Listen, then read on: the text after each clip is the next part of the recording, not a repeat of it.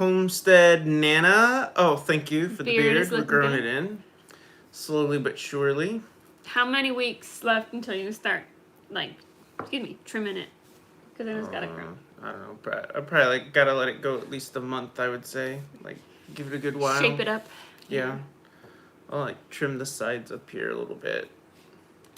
I've been trimming down here just to keep it tidy. I can't. Well, actually, I probably could go to the hospital looking all scraggly. There's a lot of guys that have beards there. We wear a mask anyway. How much can they really see?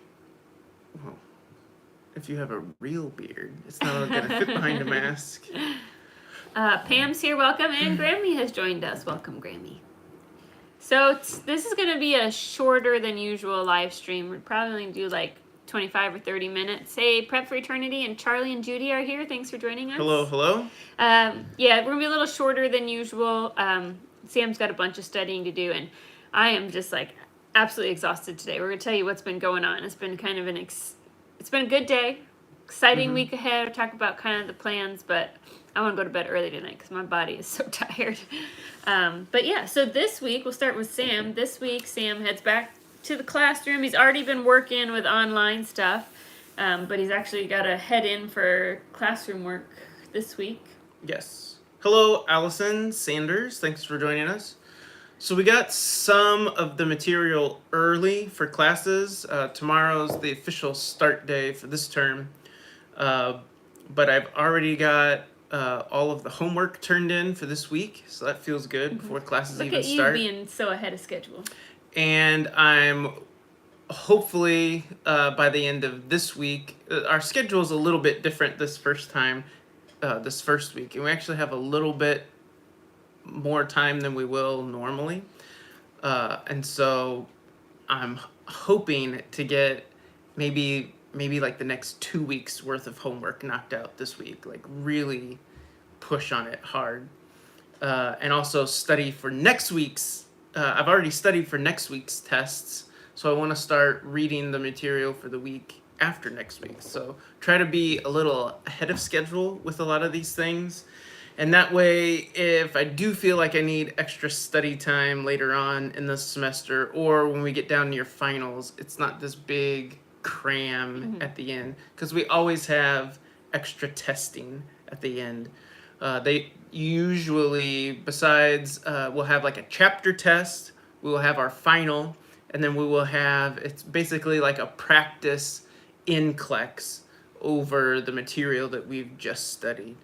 And so at the end of the term, we'll end up having, sometimes it's 5 or 6 tests in 2 days. It's a lot. And so instead of trying to cram all the regular stuff in, I'm hoping getting ahead of schedule here will buy me some time at the end, and I won't be sweating bullets. Let's see. Allison's here, and Lois, welcome. Jepco, welcome. And Mary Beth from St. Not Peter's. too far away. Not too far away, yeah. Judy says, hello from Florida. Don't know how you do all you do. Keep up the good work. Well, thank you very much. We're very tired right now, but it's a good tired. Hello, True Joy. And Aunt Holly asks, how is JJ? Well, first I want to say, Mary Beth says overachiever. Oh. And I was going to say, it is kind of funny, though, because when I met Sam in college the first time around, he was a conscientious student, I'll say that, but he was what we call clutch, which meant if it was due at midnight, somebody named Sam was the one typing it up at 11:56 p.m. But now you're super organized and way ahead of schedule. So 15 years and some life experiences has changed you. Laura and I had oh look, we've got a member. Thank you. Thanks, Erica. Thanks for joining. We had a class together. We ended up having a few classes together near the end of college, and I think it was some kind of a Bible class. But both of us had A's in the class, and the professor, this was maybe 3 or 4 weeks before the end of the semester, he said, here's an extra credit project for you. You turn it in, you get some extra points. And so literally 2 days later, Laura and I are talking, and she's like, yeah, I'm going to work on that extra credit project tonight and turn it in so I can get those extra points. she's like, so when are you gonna turn that in? And I'm like, well, I'm not doing that. And she's like, what do you mean? You're gonna miss out on extra points? I'm like, I got an A in the class. Like, it was a low A. I'm sure Laura had a higher grade than me. But I'm like, there is 0 point in me. It was a fairly easy class. But anyway, I've changed a little bit since then. So Aunt Holly asked how JJ is. JJ's doing pretty good. She's still got the ace bandage thing. We're still struggling a little bit to keep it on her. She's really mad that she's not allowed to ride her bike or jump on the trampoline. She kind of walks around the house all afternoon moaning because everyone will be outside, jumping or doing whatever crazy stuff. And she's like, there's nothing to do, Mom. And so, but she's got 2 weeks left, and then we follow up again, and she'll have another set of x-rays, and hopefully... They were kind of, borderline on whether she would need surgery. Which is weird, because Annie has broke her collarbone, same collarbone, actually, on the right side, at the same age, different injury, but Annie's, I felt like the x-ray looked worse than JJ's. Like, Annie's, it was like a triangle, and they were just Annie's was like...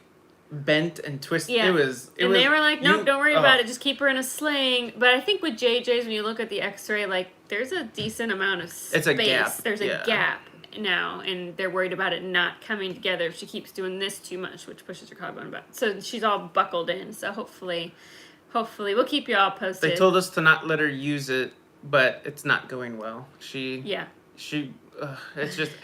We have this wrap around her now instead of like an actual sling. It's to kind of help tie her arm down, and it's constantly falling off. Yep. Because we're trying our best. And I said, how do you tie a 4-year-old down? Like, it's she's got impossible. a little piggy bank, and every day that she wears it, she gets to put a coin in her piggy bank. And then when 3 weeks is up and go to the doctor, I'm going to let her take all of her coins to the dollar store. But it was funny because Annie wears leg braces, and she's worn leg braces every day of her life since she was like 12 months old. And I was standing... it was before that. Probably before that. I was standing in the living room telling JJ, okay, we have to keep this brace on your arm, and every day you wear your brace, I'm going to give you a coin. And the look of betrayal that went across Annie's face, because she was like, what?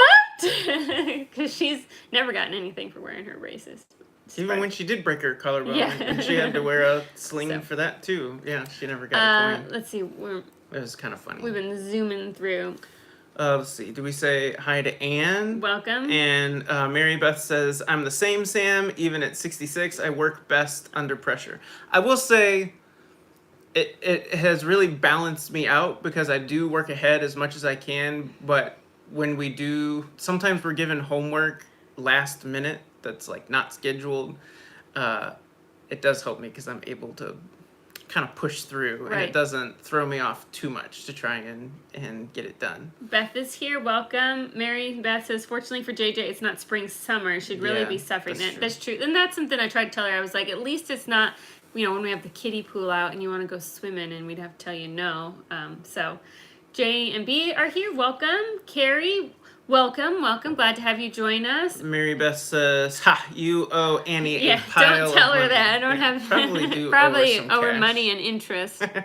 Danielle's Duckhead Homestead is here. Welcome. Thanks for joining us. So I did want to mention, so we do now... We have a membership that's live. It's in the chat, and we kind of Some of you saw a little while ago. Erica became a member. She might be our first member. Yeah, she might be our first member. Thank you, Erica. We're not changing anything about the content on the channel. I know some channels, they start the memberships and they start restricting content where you can't see everything, or you have to buy a membership to finish the video. We're not going to do anything like that. The membership is just there if you really enjoy the channel, want to be a member. There's a couple, you can click the link, and there's a couple perks if you become a member, but we just want to let everybody know we're doing it low key, and we're not going to change anything about the channel. It's still going to be exactly the same. It's just a little something extra if it's something that interests you. It's a monthly fee. Through YouTube. It's like a subscription for our channel. But there's a couple different levels, they have some perks. They're not really that big of a deal, but we were going to make a big announcement video for it and such, but Laura feels bad. Yeah, and I didn't want anyone to feel like we were going to be money grubbers where, oh, well, now you have to pay to see our content stuff. That's not what we're doing. This is just a way to support the channel and the content we create across multiple platforms if it's something that interests you. Just watching ads helps support the channel a little bit too if you don't click skip ad and watch it through. So we appreciate all of you who are always here, whether or not you sign up for membership. We're so happy to have you here. So Chris says the last minute is the most productive. You cannot deny it. That you get more suddenly done you can in type those, 120 words per minute. those last couple hours. You are way more productive and crank out so much. It's very, very true. Diane is here, welcome, and Danielle's thumbs up. Okay, and JMB, thumbs up if you think about it. It does help us in the algorithm, which we appreciate. So there's a lot going on, which we're going to talk about. Sam's heading back into class this week, even though he's already been studying the last couple weeks, getting ready for it. And there has been so much going on that this week on our channel, it's going to be a little bit different. We're actually going to have a video every day this week because there's just so much I wanted to document. So if you enjoy our videos, lucky you can have extra one content every morning at 5 a.m. There'll be extra content up this week. I don't know that will continue in the weeks after this week, but I had a lot of extra and I want things I want to share, and they're kind of seasonally related, and I didn't want to string them out over a month and you'd be like, why is it snowing in May at Teal House Farm? Because it took me so long to get the videos up. So there's extra content this week if that interests you. But the big project that we're working on this week, I'm really excited for it, and I'm really proud of myself, I'm going to say that, is that I have just steadfastly and step by step have gotten that no-till garden bed started.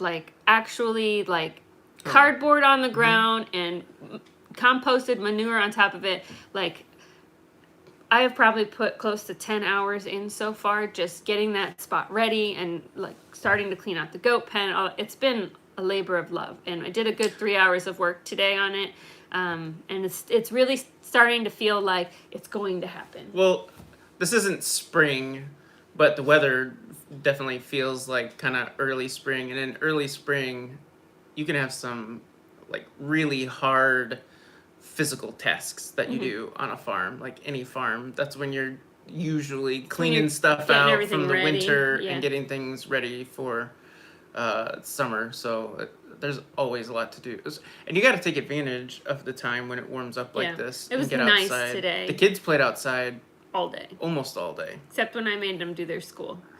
But let's see. Mary Beth says, here, Chris. Hello, Mrs. Peach from Rainy, California. That might actually be good though. Sometimes California really needs rain, right?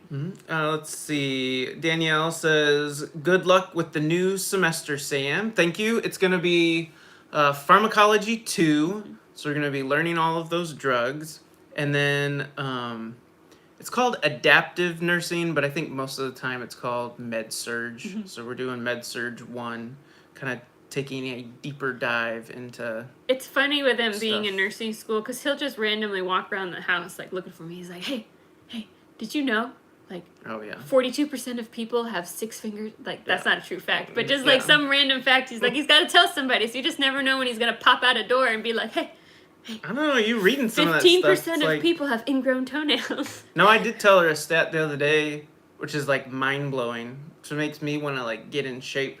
But 42%, I can't remember where the stat was from, but 42% of people in America are overweight. Not obese, but overweight. I thought you said obese. No? Did I say obese? You said obese when you read it to me. Okay, maybe it was obese. That's a crazy 42%. That's bananas. That's nuts. Now that's going by BMI, which isn't always the best indicator. Yeah, it's not always accurate, but it gives you a ballpark. It's just interesting how many things you learn. Just I don't know. I've learned so many random facts just from Sam reading these books and having to share. So let's see. J&B says, glad you could be outside on this nice day. Sounds like some hard work. Mary Beth says California is flooding and losing all of their crops. That's no good. I have seen some videos of it. It's crazy. Places that don't usually get rain. Yeah, have never had water are flooding. Okay. I didn't know that. I have not. I don't really have time to watch the news, so Sam usually fills me in on what's going on. Let's see, what was I gonna say? Oh, yeah, California, they either have droughts or floods. It's one or the other.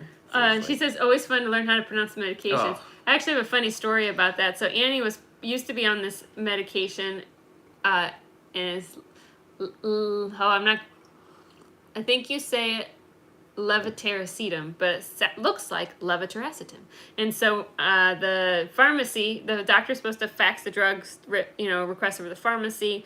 And I called the pharmacy. The pharmacy said, we didn't get it. Do you know what drug it is? I want to make sure we even have this in stock. And I said, oh, it's levetiracetam. And the pharmacist's like, I have never heard of that drug before, and this is a very common epilepsy medication. And I was like, it's spelt like, and then she was like, oh, pronounce it correctly, but I felt like I was butchering a foreign language, and I was like, I was so confused because this is like the most common epilepsy medication used. Ended up not being a good match for Annie, and she's moved on to something else, but I was kind of embarrassed, and but so many letters. Yeah, so many of those drugs, they use half the alphabet to spell them.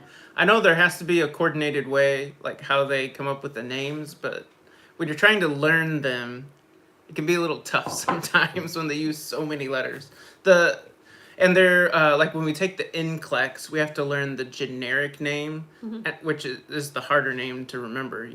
If you get the name brand name, I feel like that's a lot easier to remember. But that's just me. Let's see. It is obese. Carrie says, I am more to love, so my grand says. Mary Beth says, here's a stat. We lose half a pound of muscle every year after age 30. They can leave a message. I don't know who that is. Yeah, that's kind of crazy. That's believable, though. I could see that. And I wonder if some of that's not necessarily like genetically related, but just we get less active the older we get. Like you can prevent that probably. To a certain degree by being active. I would think so. It would help for sure. Let's see. J&B says, Sam, I remember when I was young and 42% overweight would have baffled me. Now, not so much. Yeah, I don't know. It's kind of funny, though, too, when you look at old videos of people, like, when they were first making videos and they have, like, New York City streets and just people walking by, how many people aren't overweight. But, like, everybody had to walk everywhere then. Right. And well, and food wasn't really readily available. Different. And I think it's going to be interesting because I wonder if in, like, 30 or 40 years, like our children's children, if it'll swing back the other way, just because of better education and maybe more regulation on what's available for purchase. I think the pendulum will swing. I think it's just there's so many food options now, and education on what's healthy and things is not necessarily that good. Well, I think too, like, we have so much technology and so many people's jobs and stuff are like sitting at a computer. Jobs, like, that's the one thing I'm trying to change this semester with school. I just sit at a table or at a desk reading or doing homework all the time. I just felt terrible at the end of last term. So I've been trying to get some more exercise during break. I'm trying to build in some time in my schedule to make sure I continue getting exercise. Because I think one of my friends, he went to his doctor, and his doctor told him that sitting is the new smoking. That's because I guess smoking's, there's still a lot of people that smoke, but it's not nearly as prevalent as it was 30, 50 years ago, however long. But anyway, that's I wouldn't say that's my New Year's resolution, but that's my new school year resolution. We've been out to try and move around a little bit more. Kids too, when we were young, we were always outside. Oh, yeah. We try to kick our kids outside a lot. Go outside. J&B says, I swear I can just think about food and gain a pound. Yeah. Isn't that the truth? Well, and all the things that taste really good have like 1 million calories in them, right? I know. Why is it that way? I don't know. Well, you're genetically predisposed to want calories, so it's not fair. So, yeah. That was a kind of a shocking stat. A little bit, I guess, not sad, but like feel compassionate for people who struggle with that because you know like what it can do to your health long term and how hard it is to make changes. So it's very true. It's hard to lose weight. Oh, so hard to lose weight. It really is. So back on to this week ahead, though, before we run out of time. Yes, We are making this one short if you were late joining us, because Sam's got some studying to do. We're going to finish. So my goal, I've been looking ahead to the weather, and the weather looks like it's going to be kind of warmer this week. Not like hot, but it's warm for this time of year, like work outside weather. So I'm really hoping I can get like 50% of the garden moved out, like set up. I think that's very doable. I have everything I need here, so I don't have to buy anything else. It's literally just manpower hours. So I'm going to get that done. And then I'm also going to do a bunch of canning. So you got some canning videos coming up if you like those. We're kind of restocking. This is a great time of year to, like, winter in general, to like restock your pantry. Everybody always thinks about summer as canning season, which is true because you get like what's coming out of your garden. Right. But for things like meats, like soups and stews, things that have a lot of potatoes or carrots or sweet potatoes, like now is the time of year to do them because they're really cheap in the store. And so we're going to be putting some things up and just getting that part of the pantry stocked. And then in the summer, we'll do another big, I can't think of a word. Yeah. Go-to for with more vegetables type things. I think your stew might be my favorite thing that you can. The stew or the hamburger stew and the tomato sauce? Both of them. But I think the actual stew. It tastes so much better after it's been canned and sat there for 6 months. So much better. And it is like aged like a fine wine. I guess, whatever it is, but like if you've been outside on a cold day and come into that stew, it's almost like a religious experience. It is so good and hearty. It warms you right up. Carrie said that she canned bacon today, and I have a question for you, Carrie, because I watched another, I can't remember who it was a while ago. It was a lady. She canned bacon, but then when she went to go get it out of the jar, it looked like a hot, slippery, kind of nasty mess. And so my question is, how do you use canned bacon? Because to me, it looked like you couldn't fry it up and eat it like bacon is what it looked like to me. Like it looked like it was going to just fall apart. Like, do you just save it and like throw it in omelets? I'm curious how you use it. I think we missed Diane's comment. She said, I was told if it tastes good, it's not good for you. That's probably true for most things. Pam says, sure wish I lived closer. I could help and lose a few pounds at the same time. I'm doomed. I sit a lot, overweight, and vape. Well, I would say I'm not like an expert on losing weight, but I think we've talked a lot about how to make changes in your lifestyle with homesteading, and I would imagine with anything, it's the same way. Like, make a small change. When you think like, I'm going to totally redo my diet, I'm going to exercise all this, and you make, some people can do that, just make this total lifestyle change, and then they're good to go. But I think probably what might be a little more doable is making some small changes every day, and just making tiny little decisions could probably help. And then in 6 months, you look back and be like, wow, I made all these changes. But if you do them like in incremental steps, it doesn't feel like a huge, big leap. It's not about... You're not doomed. No, and it's not about perfection. It's just about making steps in a direction that is better for you. It's kind of... Prep for Eternity says, I think that's true, Diane. All those good comfort foods that taste good aren't good for you, but that fresh broccoli and carrots are what's best. Yeah. You know what is good, though, is those peas, those snap peas right off the garden. Those are the best. And they're going to be good for you. They are good for you. It's a vegetable. Oh, they are delicious. Well, maybe it's not a vegetable. It's a bean, but yeah. I don't know. I could eat a whole bowl of those. Those are so good. Let's see. Allison says, just can some taco meat. Yeah. So preparing and pre-seasoning your beef, whether it's taco meat or sloppy joes, makes life so much easier on a busy day. Have it on the shelf. And potatoes made another batch of the laundry soap. Yeah, laundry soap. I'm using that soap forever. And after seeing the prices of a lot of home consumables on the shelf at Walmart, I'm very thankful for all the things that I make myself because it's expensive. Prep for Eternity says, I think that's true, Sam. Baby steps. Let's see. Mary Beth says, have any of you canners ever added a quarter teaspoon or tablespoon of plain gelatin, teaspoon, to your canned meat to keep it moist? I have not. And I don't feel like my canned meat is not moist.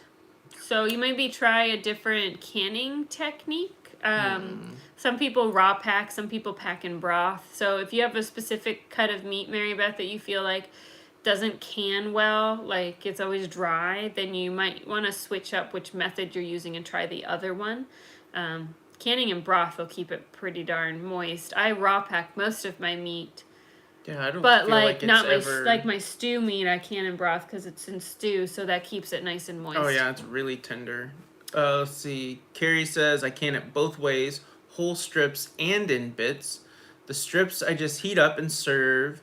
The bits I put on salads or in soups. I never had a problem with it falling apart unless it is fully cooked. I partially cook it or no cook and can with parchment paper. Oh, parchment paper would be a good idea because it just looked like, and I'm not saying she did it wrong because I think she intended to use it in like all broken up in bits and omelets. Carrie or the other channel I watched a long time ago because I thought about trying it, but she had it like just in a glob in there, and I was like, it just looks really slimy. Like I don't know, but maybe if you then fry it up, maybe it gets crispy again. I don't know, but just the look of it at that point, and I was very new to canning. Now I know that how things look doesn't always mean how they're gonna turn. What are the ways that you can meat? Like what? Like you do ground? Yeah, so I do ground hamburger. I just cook the hamburger, can it. I raw pack that, which means I don't add any liquid. I do sausage like that as well, and then I also do sausage patties where you make the patty and you cook them just a tiny little bit so they're brown on the outside, helps them stay together, and then I just stack them in a jar and I can them like that. Those are all raw packs, so they're all dry. I don't add any broth. And then... And I don't feel like any of those are too dry once we crack it open. Like beef roast I'll chop up and I'll make into stew meats or soups, or like barbecue something in a barbecue sauce. So that's always packed with a broth, so that keeps it nice and moist. I raw pack my chicken breast and it seems dry overcooked, but it's good in soups and pop. So chicken, I would really recommend canning in a broth because it's already a pretty lean meat. I have, but not by itself. Like not raw packed it, but I could see how raw packing it would make it really dry. So chicken's so different than beef or pork. It's just not marbled like a beef or like a beef would be. So you might try canning it in broth and seeing if that makes a difference. It should still be like your chicken, whatever size you want. It's not gonna make it fall apart, and then you would just drain it, when you want it. Some people save that broth and use it, just dump it in their soups or whatever, because it's literally just chicken broth. I've seen people that can chicken, they put the raw chicken, like they get the real small cuts of chicken tenders, you know what I mean, like the chicken breasts that are cut real thin, pack them all in a jar, and then add boiling hot water and a little bit of salt, and they can it like that. So the chicken is cooked, it's also making broth while it's canning, and then when you open it up, you have your chicken tenders that you can warm up, and then your broth to do something with the next day. Have I canned lamb? Not yet. Probably it's all frozen right now. Right now, we did not get we got a decent amount back, not enough back that I wanted to can any of it because I want to try it all individually and decide how I like it so that I know how I want to can it. So like that's a new experience with the beef or the pork, like I know how we like to eat it, so I know how to can it. One of the worst feelings is canning something and then realizing your family doesn't like that recipe because you've invested already 14 jars of it in your pantry, and then you're like, oh great, time to give some away. Yeah, so I like to know how we're gonna use it before I start investing in canning it. That's true. Herb Earth says, I love raw pack. I do too. It is so fast. And I feel like for the ground meats, like your sausages and your ground beef and stuff, like it keeps the integrity of the meat as closely to what you consider normal texture as possible for canned meat. So we use canned sausage all the time. All the time.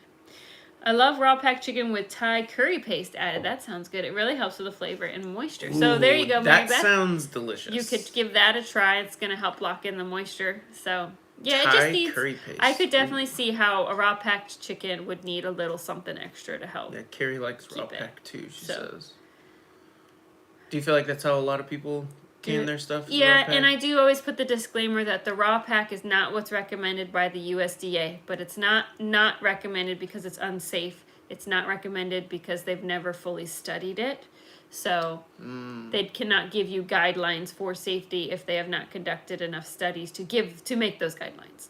Does that make sense? There are some things that are not recommended by the USDA because they have been proven to be unsafe. Right. This raw pack is not one of those. They just haven't studied They it. just have not studied it enough to make guidelines, so they always suggest doing the hot broth packing for meats. Gotcha. But I always give that disclaimer. But I raw pack anyway. Allison says, I can zucchini slices mush, so I'm straining and using in breads or add to chili, and no one knows. So we canned zucchini slices. I got a whole bunch, and they are mushy. Like, so my favorite way to use them is, well, I add them to soups and stews. I add them, don't tell the kids, but when I open up a jar of pasta sauce, I also add a can of the zucchini, and then I use my immersion blender and I mash it all together. So they're getting lots of extra vegetables, but they don't know. And then it also doubles the volume of the pasta sauce, and it makes the pasta sauce really smooth. So that's how I like to use it. Gabe and Kelly Black, will you do sheep again or move to a steer? I think we'll probably do sheep again because I won't be out of school until August. We're already set up for sheep. Mm-hmm. And I feel comfortable doing sheep by myself because I did it last year. So we'll probably, and we like the meat so far. We haven't sampled a lot of it yet, but we do like the meat so far. So I think we'll stick with sheep again. But I do see some kind of cattle in our future. Yeah. I don't feel like our pasture is quite ready for cattle. Our pasture was a hot mess when we bought this house. And the sheep and the goats have helped it a lot. But I still feel like there's a lot of brush. No? I think the cows would do better on some of it than you'd think. I think they'd help tear it up. They do a good job. Let's see. Carrie says, that sounds delicious. Mary Beth says, thanks for the tip. Me too. Add everything into spaghetti sauce. Use the boat motor to That's what it does. emulsify. They don't know what's in there. They can't taste it. Gotta use it up. Would rather put it in jars. Better use. And some of that, like zucchini. My gosh, you plant one plant and you get 600 zucchinis off of it. Like, you cannot eat that many fresh. They'll last a while if you keep them in a cool, dark place. You probably get 3 months if you make sure that they aren't damaged in any way and that they're the larger ones, so they're a little bit harder. But at some point you need to start putting it up, and canning it is great. And then you just have to know you're going to use it mixed in things, soup, stews, spaghetti sauce. So, because it is a little bit mushy. For us, I know, at least our homestead, we can grow zucchini and squash without even trying. Like, hasn't it been like the last 2 years you haven't even tried to plant squash? It just comes, pop up here because and there. The seeds are in the soil. I just let them grow, and then we'll see what weird hybrid squash plant we get. So we still have, I'm looking at them, we still got 8 spaghetti squash over there on the counter from this summer. We're slowly working our way through, and they're just sitting there, not doing anything special. Yep. So that's pretty cool about the hardened squash. Yeah, and the root vegetables and stuff, how they can just kind of chill. I think I might try acorn squash this year just for funsies. Could be a nice hard one. So Mary Beth says, I wonder if canning goat meat would make it more tender. And yes, it most likely would. That would be something that we could do. Maybe make a beef stew with the goat meat. That's a good idea. Maybe I'll try that.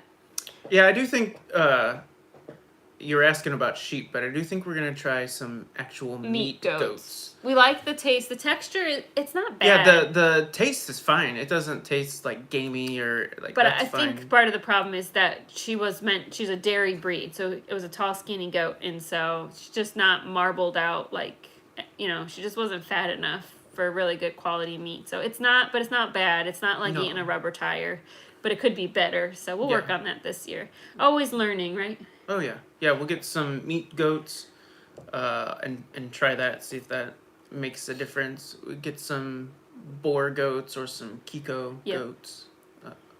And I will say, interesting, if anybody cares, we decided not to castrate the sheep rams. We had read conflicting views. Some people say if you don't castrate them, your sheep meat, your lamb will taste like that smell of the male sheep. They get kind of stinky. And some people said, no, leave them alone. They'll be fine. So we didn't do anything. And I don't feel like it didn't affect the meat quality at all, castrating them. So. Not for us. I don't know if different breeds would be different. They didn't get old enough where they would get aggressive or anything. So we didn't, we just left them. We'll probably do that again. They're still kind of babies. So. Let's see. Mary Beth says, I got 6 zucchini off of 3 plants before the squash bugs. Yeah, squash bugs are a full-time job every day. Every morning, every night. Got to go out and check for them. They're sneaky, dawn and dusk. So when they start creeping around and you can just pull them off and drown them. But if you miss a day, they take over. It's incredible how quick their lifespan is. It is pretty crazy, actually. Gabe and Kelly says, we still have 4 milk crates full of butternut and spaghetti squash from this year's harvest. Nice. Awesome. That is a good stockpile. Prep for Eternity says, I've always thought goats would probably taste like deer. I don't feel like they do you? I haven't had as much deer in my life as you have. No, I mean... The taste is pretty... I guess you could kind of say they taste that way. The taste is pretty mild. We always put a decent amount of, like, pork in our deer as well, like when we ground it up, so... I don't know. I like it all. It tastes good. Oh, okay. So Carrie says it has to do with whether or not you have females in heat, and we didn't have any... What do you call female sheep? An ewe? A ewe. A ewe? A ewe. An ewe. Yeah, an ewe. We didn't have any, so maybe that's what did it. So there you go. Okay. That makes sense. That makes sense. Lucky us. we got lucky. That we got 3 males or 2 males. That so one of them wasn't a female. Otherwise, then we probably would have been in trouble, huh? Yeah. Oh well. So, all right. I know this is a quick one. We just wanted to pop on and say hi, chat with you all for a little bit, tell you what's coming up. And like we said, there'll be a video every day this week because there's so much going on. So you'll get your fill. You will be sick of us by the end of the week, I'm sure. So thanks so much for stopping by, guys. And we probably will most likely be live next week. But, you know, if you check the community tab on Sundays, we always post something letting you know either way. So have a good week. Make sure and thumbs up before you leave. Thanks for watching. We'll talk to you later.